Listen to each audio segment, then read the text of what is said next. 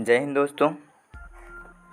आज हम ज्योग्राफी भूगोल के चैप्टर 5 अक्षांश एवं देशांतर इसको समझेंगे और कोशिश करूँगा इसमें भी कि इसके सबसे मेन और बेसिक पॉइंट को आपको समझा दूँ, क्योंकि ज्योग्राफी पूरा लॉजिक पे चलता है। कि सबसे बेसिक पॉइंट को हम समझते हैं, ये पूरा बेस है, ज्योग्राफी का पूरा बेस है। आप जान रहे हैं कि पूरा ज्योग्राफी इस ग्लोब में ही घूमता है, तो आपको ये चीज़ों को ध्यान रखना है, इसको सबसे ज़्यादा अच्छे से समझना है। और मैं जानता हूँ मेरा खुद ज्योग्राफी ऑप्शनल है, तो मैं जान रहा हूँ कि इसके बेस ज्योग्राफी का बेस कैसे बनना चाहिए, इस चीज़ को मैं जान रहा हूँ। तो आप भी कोशिश कीजिए, एफ़र्ट कीजिए थोड़ा सा इसको बहुत ध्यान से समझने की। और एक बेसिक चीज़ों को मैं थोड़ा बहुत समझा दूँगा आपको पढ़ने में, और इससे रिलेटेड टॉपिक और आगे जितना भी ज्योग्राफी पढ़ेंगे आपको कुछ ना कुछ तो आसान ज़रूर हो जाएगा। वो आपके ऊपर है कि आप कितना बेहतरीन तरीके से समझते हैं। सबसे मेन पॉइंट आपको मैं इसमें बताना चाहता हूँ, जो आप हमेशा ध्यान में रखेंगे ज्योग्राफी पढ़ते हुए, कि किसी भी चीज़ के पीछे कारण और प्रभाव रहता है। पूरा लाइफ में ये तो अप्लाई होता है, लेकिन अभी हम ज्योग्राफी पढ़ रहे हैं तो अब एग्ज़ाम्पल के थ्रू बता रहा हूँ कि ये अपना जो इक्वेटर है, ग्लोब का सबसे बीच का हिस्सा, जो ग्लोब को दो भागों में बांटता है। आपको पता होगा कि यहीं सबसे ज़्यादा बारिश होता है और सबसे ज़्यादा टेम्परेचर भी होता है। तो क्यों होता है, आप कुछ भी पढ़ें तो मैं आपको यही एक सिद्धांत समझ लीजिए या रूल समझ लीजिए। आपको यही मैं बताना चाहता हूँ कि हर एक के पीछे आप सबसे पहले कारण सोचना। कारण आप सोच लिए और जान गए कारण, तो आपको प्रभाव पता चल जाएगा। जैसे कि हमारे भारत में या किसी भी क्षेत्र में कहीं पर मिट्टी है, तो कहीं पर नदी है, कहीं पर पर्वत है। तो ऐसा क्यों है, वो चीज़ वहीं पे क्यों है? नदी की दिशा एक ही तरफ क्यों है, दूसरे तरफ क्यों नहीं है? अगर दक्षिण की ओर बह रही है तो दक्षिण की ओर ही क्यों बह रही है? कहीं का मिट्टी लाल क्यों है, कहीं की मिट्टी पीली क्यों है, कहीं ज़्यादा बारिश क्यों होती है? ये जितना भी, कहीं पूरा सूखा है, कहीं कहीं पूरा रेतीला है, कहीं मरुस्थल है, कहीं के पेड़ बहुत बड़े बड़े हैं, कहीं के पेड़ छोटे हैं। सबके पीछे लॉजिकल कारण है। सबसे ज़्यादा ज्योग्राफी का सबसे मेन रूल है ये टॉपिक है। इसको आप समझिएगा, हमेशा ध्यान में रखिएगा कि आपको कारण पता करना है। चलिए, ये तो समझ में आ गया। अब इस ग्लोब के अंदर क्या क्या चीज़ें हैं, किनको क्या बोलते हैं, इसको समझते हैं। ये अपना ग्लोब है, ठीक। ग्लोब के ये बीचों बीच जो इक्वेटर है, भूमध्य रेखा है, यहीं से आपको समझना है। समझ लीजिए कि हम एक खड़ा लकीर ले लेते हैं, इसको ऐसे अपने ग्लोब को खड़ा कर देते हैं। ये अपना ऊपर की ओर हो जाएगा, ये नीचे की ओर हो जाएगा, ऊपर से उत्तर। तो भूमध्य रेखा से ऊपर की ओर थोड़ा भी आगे बढ़ें पूरे लास्ट तक, तो ये नॉर्थ रहेगा, यानी उत्तरी क्षेत्र रहेगा। उसी तरीके से यहाँ से अगर नीचे जाते हैं तो ये दक्षिणी क्षेत्र है। यहाँ से यदि हम पूरा ऊपर की ओर जाते हैं तो यहाँ पे आ जाता है अपना नॉर्थ पोल। उसी प्रकार से नीचे जाते हैं तो नीचे आ जाता है साउथ पोल। तो ये आपको समझ में आ गया कि ये 90 डिग्री अक्षांश पे नॉर्थ पोल रहेगा। उसी प्रकार से नीचे जाते हैं तो यहाँ भी सेम कंडीशन रहेगा। इस बीच को आप भाग को बांट दिए तो आप किसी एक पार्ट को भी पढ़ लिए तो दूसरा पार्ट अपने आप समझ में आ जाएगा। तो आप ये चीज़ समझ गए कि नॉर्थ पोल और साउथ पोल ये दोनों 90 डिग्री अक्षांश पे ही रहेंगे, ठीक। अब आते हैं इक्वेटर।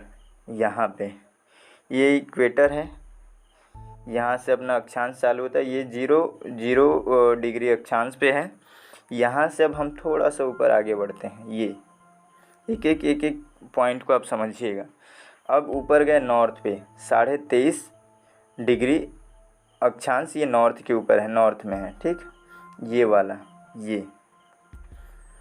ये इसको हम लोग बोलते हैं कर्क रेखा, ट्रॉपिक ऑफ कैंसर। तो ये हो गया। अब इस लाइन और ये इन दोनों के बीच क्या फ़र्क पड़ता है आपको थोड़ा थोड़ा सा मैं समझाता हूँ इसको, कि जैसे ही हम भूमध्य रेखा से जैसे जैसे आगे बढ़ते हैं इन सब में परिवर्तन होता है। सबसे पहले भूमध्य रेखा को देखिए।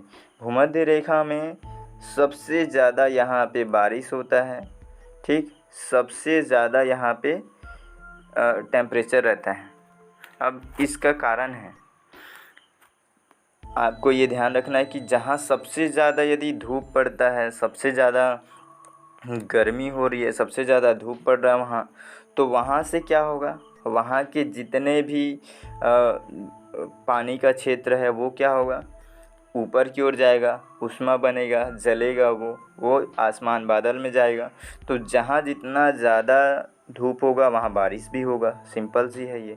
अब यहाँ से जैसे जैसे ऊपर की ओर जाते हैं तो ये यहाँ तक जाते जाते क्या हो जाता है, थोड़ा कम बारिश, थोड़ा कम बारिश, थोड़ा धूप कम, ऐसे होता है। ये अपना कर्क रेखा है। यहाँ पे आकर के एक नॉर्मल स्थिति आ जाता है बारिश पानी धूप का, ठीक है। ग्लोब घूमता है उसी हिसाब से भी है, अभी हम लोग केवल इसी तरीके से समझेंगे। तो इसको आप समझ गए।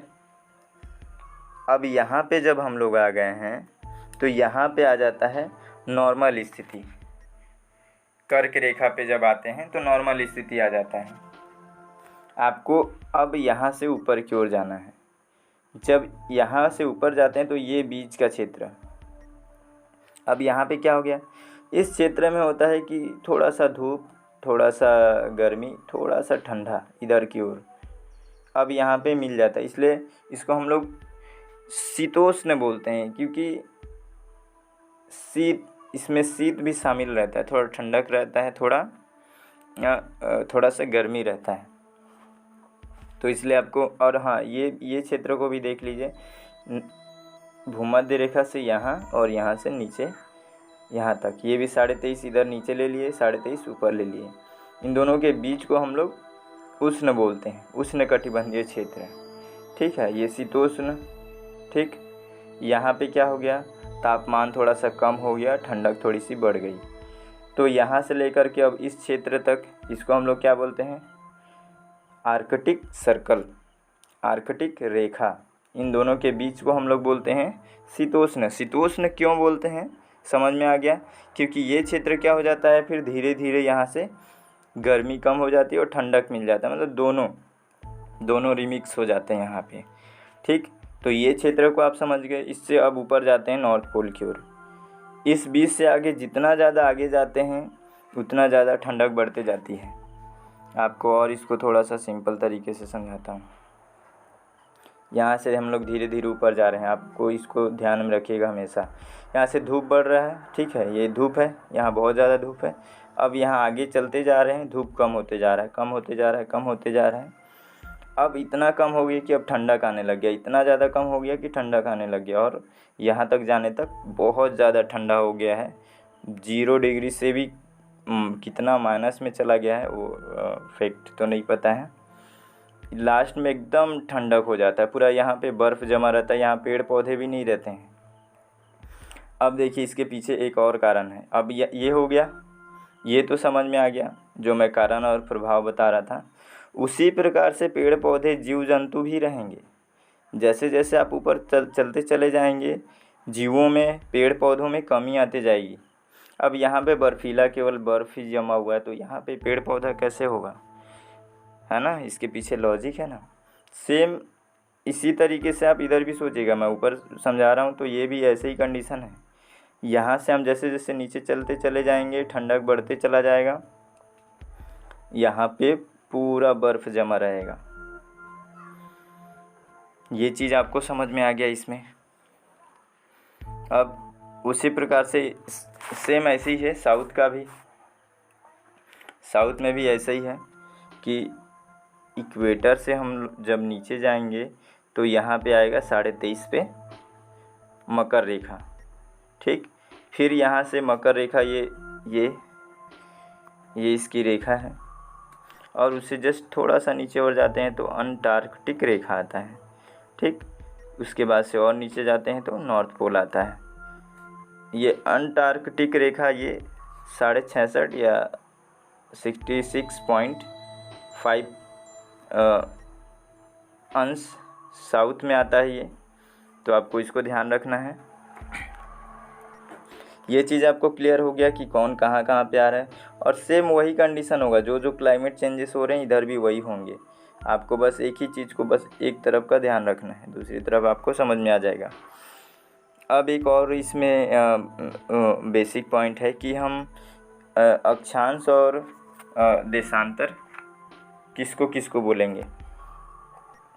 तो देखिए आपको याद रखना भी है, जैसे कि ये खड़ी लकीर हो गया, इसको हम लोग देशांतर बोलेंगे।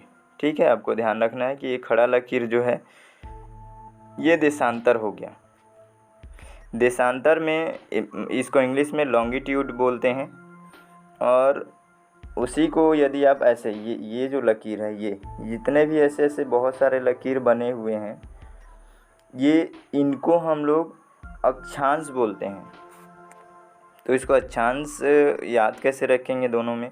अक्षांश देखिए, अक्ष टाइप से हम लोग बोलते हैं धरती का तल समझ लीजिए।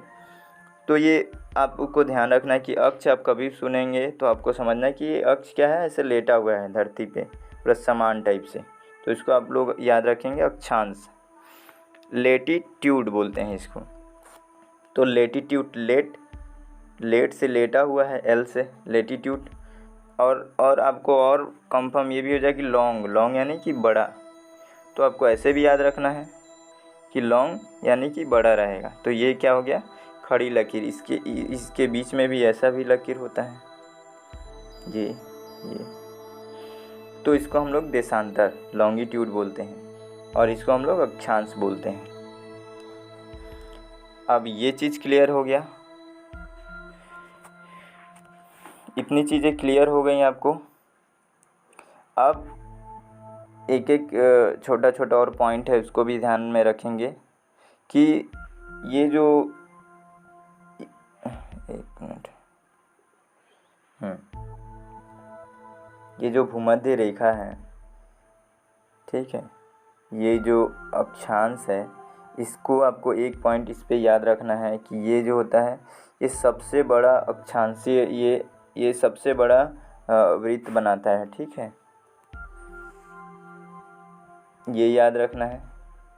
और जैसे जैसे हम चाहे इधर की ओर जाएं, ये उत्तर की ओर जाएं या दक्षिण की ओर जाएं, ये ऐसे वृत्त बनता ही रहेगा, पूरा ऐसे बनता रहेगा। तो जैसे जैसे हम वृत्त की ओर बढ़ते जाएंगे, वैसे वैसे ये इसका वृत्त क्या होगा, छोटा होते जाएगा, और ध्रुव पर जा कर के एकदम छोटा हो जाएगा। ठीक है, ये याद रखना है।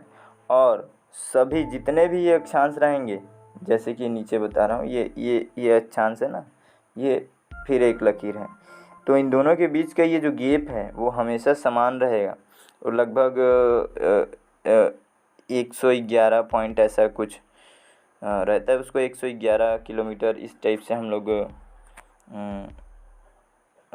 सामान्यतः बोल देते हैं कि 111 किलोमीटर के बीच की दूरी रहती है इनकी। ठीक है, ये आपको याद हो गया। अब ये अक्षांश रेखाएं कितनी होती हैं, तो ये होती है 179। ठीक है, ये होता है 189 80। हाँ, 179। तो 179 होता है अक्षांश रेखाएं। और अक्षांश बिंदु जब हम लोग ऐसे ऊपर की ओर चलते जाते हैं, ये वृत्त बनते हुए ऊपर की ओर जाता है, जब यहाँ पे आता है तो ये इतना छोटा हो जाता है कि केवल बिंदु दिखता है, तो इसलिए हम लोग इसको रेखा नहीं मानते हैं। तो ये दो बिंदु होते हैं, एक ये नॉर्थ पोल पे और एक साउथ पोल पे, तो ये दो बिंदु हैं। अगर बोला जाए कि कुल टोटल कितने होते हैं, तो 181 होते हैं, लेकिन केवल बोला जाए कि अक्षांश रेखाएं कितनी होती है, तो 179 बोलना है। तो ये आपको एक चीज़ और समझ में आ गया होगा। आपको कुछ और चीज़ें हैं उनको भी समझा देता हूँ थोड़ा सा और उसके बाद से हम टेस्ट शुरू करेंगे। आप इसको एक बार समझ लीजिए।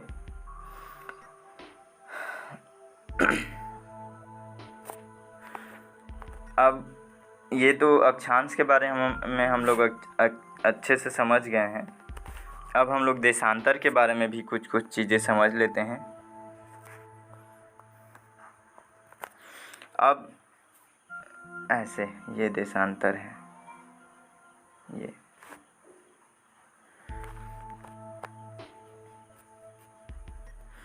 अब जब हम यहाँ से ये है ना, ये अपना इक्वेटर है, इक्वेटर से या तो उत्तर की ओर जाएं या ऐसे दक्षिण की ओर जाएं। इनमें जो बीच की दूरी होती है, ये वाली बीच की दूरी, ठीक है, देशांतर के बीच की दूरी यहाँ पे इक्वेटर पे सबसे ज़्यादा अधिक होता है। और जैसे जैसे हम लोग नॉर्थ पोल की ओर जाते हैं या साउथ पोल की ओर जाते हैं तो ये क्या होता है, यहाँ पे एक बिंदु पे सब मिलते हैं, यहाँ रेखाएं सब मिलती हैं। तो जैसे जैसे हम आगे बढ़ते हैं वैसे वैसे क्या होता है, इनकी बीच की दूरी कम होती है। आपको दोनों में डिफरेंस भी याद रखना है कि अक्षांश रेखा में क्या है, सभी बराबर हैं, सभी हमेशा बराबर रहेंगे इनके बीच की दूरी। लेकिन इसकी बीच की दूरी क्या होती है, देशांतर के बीच की दूरी केवल इक्वेटर पे ही सबसे अधिक रहेगा, उसके बाद से कम होता चला जाएगा। ठीक है, ये याद रखना है। और देशांतर कितने रहेंगे, देशांतर ये भी ऐसे ऐसे घूमते हुए जाता है। तो यहाँ हम लोग इसको बीच की रेखा ले लें तो एक तरफ ऐसे घुमाते हैं तो ये पूरा ग्लोब में घूमेगा, वृत्त पे घूम रहा है, तो 180 इधर 180 इधर, तो 360 रेखाएं, देशांतर रेखाएं कितनी होंगी, 360। ये हो गया। और ये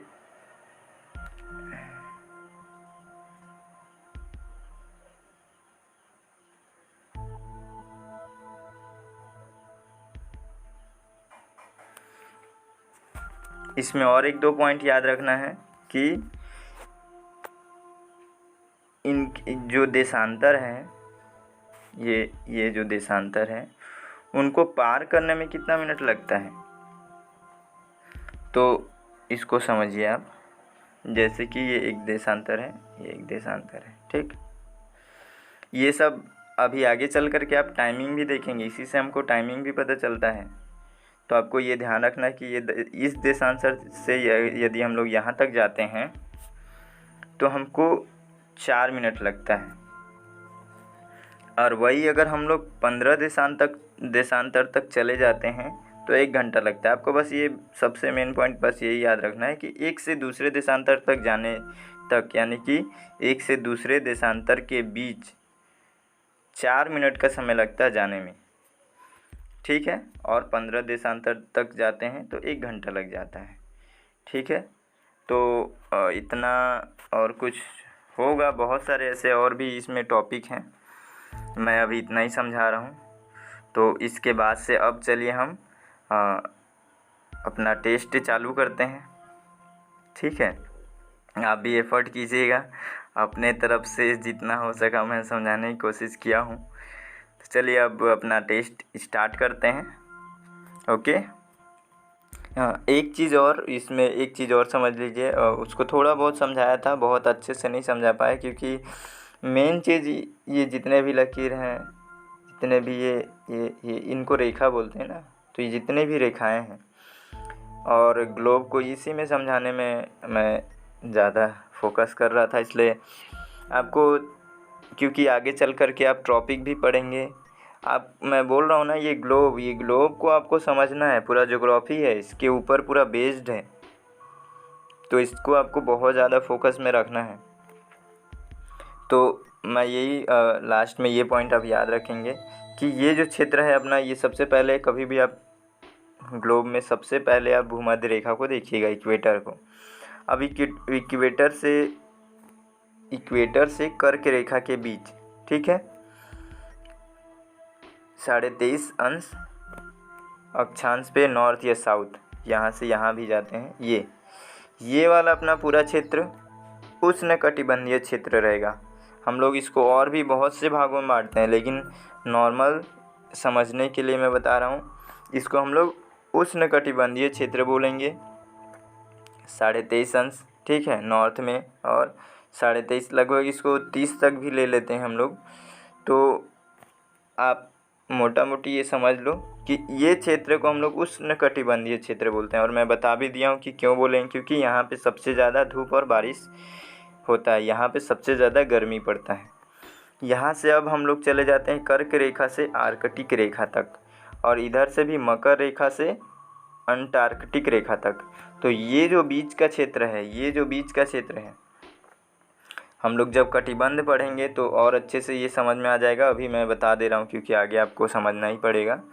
तो ये दोनों क्षेत्र, ये 23.5 या 30 से मान लीजिए, ठीक है, 66 तक के, ये जो बीच का, केवल यहाँ से कर्क रेखा से आर्कटिक रेखा तक, इसके बीच का जो कटिबंध है उसको हम लोग शीतोष्ण कटिबंध बोलेंगे। इससे अब हम लोग पूरा ध्रुव की ओर चले जाते हैं, यहाँ ये, तो ये पूरा शीत कटिबंध है। वैसे ही हम लोग जब अंटार्कटिक ये रेखा से नीचे की ओर जाएंगे, ये पूरा क्षेत्र पूरा बर्फीला क्षेत्र रहता है, तो इसको हम लोग क्या बोलेंगे, शीत कटिबंध। तो अब चलिए स्टार्ट करते हैं। ये इतना चीज़ समझ में आ गया। अब आप इस सपोर्ट से अब और भी बहुत कुछ आप समझ लेंगे। तो चलिए अब टेस्ट स्टार्ट करते हैं। हमारा पहला क्वेश्चन है, भूमध्य रेखा से उत्तर या दक्षिण किसी दिए गए स्थान की कोणीय दूरी क्या कहलाती है? ए प्रधान देशांतर, बी देशांतर, सी अक्षांश, डी इनमें से कोई नहीं। तो जल्दी से सही आंसर कमेंट कीजिए, आपको समझ में आ गया होगा। चलिए देखते हैं सही आंसर क्या है इसका। इसका सही आंसर है सी अक्षांश। अगला क्वेश्चन देखते हैं। अगला क्वेश्चन है, निम्नलिखित में से कौन सा वृहत वृत्त यानी कि ग्रेट सर्कल का उदाहरण है? आपको याद होगा, कर्क रेखा ए, बी भूमध्य रेखा, सी मकर रेखा, डी आर्कटिक रेखा। आपको मैं इसको बताया था, तो आप इसको कमेंट कीजिएगा कि इसका सही आंसर क्या है, ठीक है। इसका सही आंसर बी है। मैं बताया था कि ये सबसे बड़ा वृत्त होता है ना, उसको हम लोग ग्रेट सर्कल भी बोलते हैं। चलिए अगला क्वेश्चन देखते हैं। वह काल्पनिक रेखा जो पृथ्वी को 2 भागों में बांटती है क्या कहलाती है? मेरे ऑप्शन देते तक आपको आंसर आ जाना चाहिए। आपको मैं बता चुका हूँ कि इसका इससे रिलेटेड टॉपिक मैं बता चुका हूँ। तो आप जल्दी से जल्दी आंसर कमेंट कीजिए और चेक कीजिए आप सही आंसर दिए हैं कि नहीं दिए हैं। ए भूमध्य रेखा, बी मकर रेखा, सी कर्क रेखा, डी इनमें से कोई नहीं। सही आंसर कमेंट कीजिए। इसका सही आंसर होगा इनमें से कोई नहीं, डी, ठीक है। चेक कीजिए कितने लोग सही आंसर दिए, भूमध्य रेखा। चलिए अगला क्वेश्चन देखते हैं। अगला क्वेश्चन है, दोनों ध्रुवों को जोड़ने वाली वह काल्पनिक रेखा जो भूमध्य रेखा को समकोण पर प्रतिच्छेदित करती है क्या कहलाती है? ए धरातल, बी देशांतर, सी अक्षांश, डी इनमें से कोई नहीं। तो इसका सही आंसर क्या होगा? जल्दी से कमेंट कीजिए सही आंसर। इसका सही आंसर है बी देशांतर। अगला क्वेश्चन देखते हैं। अगला क्वेश्चन है, एक देशांतर से दूसरे देशांतर के बीच कितना समय अंतराल होता है? ऑप्शन से पहले आपका आंसर आ जाना चाहिए। तुरंत कमेंट कीजिए, मैं तब तक ऑप्शन पढ़ता हूँ। ए 4 मिनट, बी 1 घंटा, सी 15 मिनट, डी इनमें से कोई नहीं। क्या है इसका सही आंसर? चेक कीजिए अपने सही आंसर। इसका सही आंसर है ए 4 मिनट। अगला क्वेश्चन देखते हैं। वह अक्षांश रेखा जिस पर सदैव दिन व रात की अवधि समान रहती है। ये टॉपिक भी अपने अभी तो नहीं बताऊंगा, शायद आप भी जान रहे होंगे। तो चलिए देखते हैं ऑप्शन। ए मकर रेखा, बी भूमध्य रेखा, सी कर्क रेखा, डी इनमें से कोई नहीं। जल्दी से आंसर कमेंट कीजिए। आपको इतना ज़रूर पता होगा, आपको जब आप बेसिक समझ लिए तो आपको लॉजिक मिलेगा थोड़ा थोड़ा बहुत। देखते हैं इसका सही आंसर। सही आंसर इसका बी भूमध्य रेखा। भूमध्य रेखा सबसे मेन रेखा है। आपको इससे रिलेटेड हर चीज़ को, इससे रिलेटेड जितने भी लॉजिक है आपको सबको ध्यान रखना है। वहाँ जान रहे हैं आप सबसे बीच में आता है, तो वहाँ दिन और रात हमेशा समान रहेगा। वहाँ धूप भी उसी तरीके से होता है, बारिश भी उतना ही तेज़ होता है। तो आपको भूमध्य रेखा को बहुत अच्छे से समझ के रखना है। अगला क्वेश्चन देखते हैं। पृथ्वी पर सबसे उच्चतम तापक्रम रिकॉर्ड किए जाते हैं। जल्दी से ऑप्शन देने से पहले कमेंट कीजिए। ए भूमध्य रेखा पर, बी 10 डिग्री उत्तरी अक्षांश पर, सी 25 डिग्री उत्तरी अक्षांश पर, डी 20 डिग्री उत्तरी अक्षांश पर। क्या होगा इसका सही answer? A B C D क्या है? देखिए कितने लोगों ने सही आंसर दिया है, भूमध्य रेखा। अगला क्वेश्चन देखते हैं। 1 डिग्री देशांतर की सर्वाधिक दूरी कहाँ पर होगी? कहाँ पर होगी? इसका भी सही आंसर जल्दी से कमेंट कीजिए। ए भूमध्य रेखा पर, बी कर्क रेखा पर, सी मकर रेखा पर, डी 20 डिग्री उत्तरी अक्षांश पर। क्या है सही आंसर? चेक करते हैं कितने लोग सही आंसर दिए हैं। इसका सही आंसर है ए भूमध्य रेखा। अगला प्रश्न देखते हैं। कुल अक्षांशों की संख्या कितनी है? अक्षांश, अक्ष याद होगा आपको। ऑप्शन देखने से पहले आंसर कमेंट कर दीजिए। आपको रिकॉल रहेगा, मैं बार बार बोल रहा हूँ ना, आपको मस्ती के साथ जब आप टेस्ट देंगे आपको हमेशा ये बात याद रहेगा कि हाँ मैं इस तरीके से इसका आंसर दिया था या दी थी। तो आप कमेंट ज़रूर कीजिए, अपने लिए कीजिए, मेरे लिए कुछ नहीं होगा, आपको अपने लिए करना है ताकि आपको याद रहे। देखते हैं इसका ऑप्शन। ए 78, बी 123, सी 279, डी 179। क्या हो सकता है? 2 या 1 क्या है? देखते हैं कितने लोगों ने सही आंसर दिया है। डी 179 या फिर 279। देख लीजिए, मैं तो भूल गया हूँ। देखिएगा आप देखिए कि सही आंसर क्या हो सकता है इसका।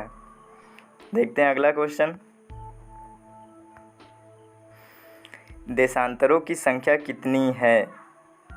कितनी है? ए 360, बी 361, डी 279, 80, हाँ 279, 89, 89, 79 में कन्फ्यूजन रहता है। तो 279 और डी 362। तो इसका भी आंसर आपको पता है। देखते हैं कितने लोगों ने सही आंसर दिया, कितने लोगों को याद है। तो ए है इसका आंसर। अगला प्रश्न देखते हैं। विषुवत रेखा के समांतर काल्पनिक रेखाएं क्या कहलाती हैं? क्या कहलाएंगी? ए अक्षांश रेखाएं, बी ग्रीनविच रेखाएं, सी देशांतर रेखाएं, डी मिलन रेखा। क्या है इसका सही आंसर? लॉजिक से समझिए आप कि क्या हो सकता है इसका सही आंसर। चलिए देखते हैं कितने लोगों ने सही आंसर दिया है। सी देशांतर रेखाएं, ठीक है। अगला प्रश्न देखते हैं। ग्रीनविच रेखा से तात्पर्य है, ये भी आप यदि पढ़े होंगे तो आपको पूरा ग्लोब से रिलेटेड है, आपको मैं बताया था। आप पढ़े लोग होंगे तो आप देखते हैं ऑप्शन ए 0 अंश अक्षांश, बी 180 अंश पूर्वी देशांतर, सी 0 अंश देशांतर, डी 180 अंश पश्चिमी देशांतर। क्या हो सकता है इसका सही आंसर? देखते हैं सही आंसर क्या है इसका। सी 0 अंश देशांतर। अगला प्रश्न देखते हैं। पृथ्वी 1 घंटे में कितना देशांतर घूम लेती है? ऑप्शन से पहले आंसर देना है। चलिए ऑप्शन पढ़ रहा हूँ, आप कमेंट कीजिए। ए 12 अंश, बी 15 अंश, सी 70 अंश, डी 80। पृथ्वी 1 घंटे में कितना देशांतर घूम लेती है?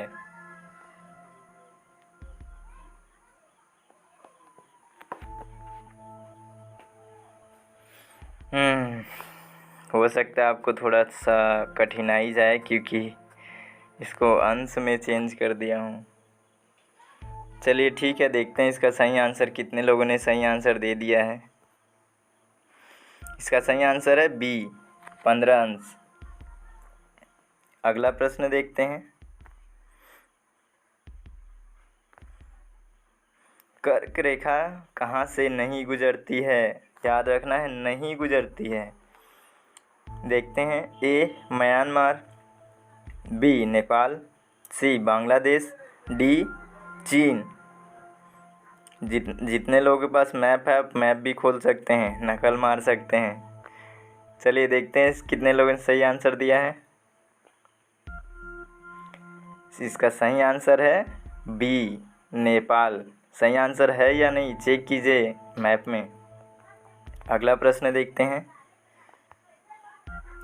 यहाँ पर दिन तथा रात समान होते हैं। जल्दी से जल्दी कमेंट कीजिए सही आंसर। ऑप्शन से पहले कमेंट कीजिए। तब तक मैं ऑप्शन पढ़ता हूँ। ए ध्रुव, बी अंटार्कटिका, सी ग्रीनविच, डी भूमध्य रेखा। क्या है इसका सही आंसर? ग्रीनविच, डी भूमध्य रेखा। अगला प्रश्न देखते हैं। अच्छा, फिर से ख़त्म हो गया, पता ही नहीं चलता है कब ख़त्म हो गया। चलिए अगले दिन अगले सब्जेक्ट के साथ मिलते हैं। तब तक के लिए जय हिंद, जय भारत। अच्छा लगे तो लाइक, कमेंट और जानते ही हैं सब्सक्राइब कर दीजिएगा और शेयर भी कर दीजिएगा। ओके, जय हिंद, जय भारत।